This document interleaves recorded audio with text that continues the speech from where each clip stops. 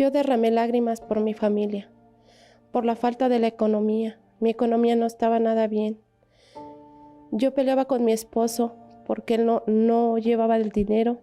Sí iba a trabajar, pero no llevaba dinero. De hecho, nada más le daban días, no era semana completa. Yo no tenía que darles de comer a mis hijos. A veces comían arroz, a veces tortilla dura, pero siempre nos faltó la comida. Con lo poco que ganaba mi esposo, pues no nos alcanzaba para nada.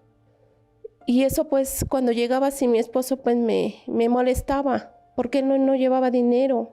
Entonces esos eran pleitos con él.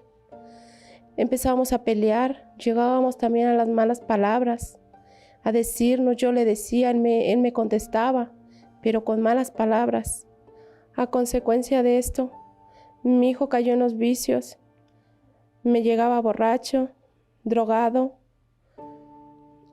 incluso llegó a quererme golpear por lo mismo de cómo él llegaba, se me puso agresivo, me decía malas palabras, me decía que no me quería, que me odiaba, que me odiaba, que no me quería, me lo digo, y eso me lastimaba.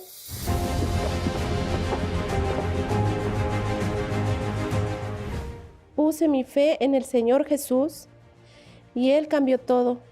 Cambió mi economía ya no está como estaba antes. Es muy bendecida. Mi esposo tiene trabajo, un buen trabajo de hecho. Comemos bien, come lo que queremos. Y mi hijo ya no está en los vicios. Él ya fue transformado. Ya no fuma, ya no toma, ya no se droga. Mi familia fue transformada totalmente. Con mi esposo ya nos llevamos muy bien.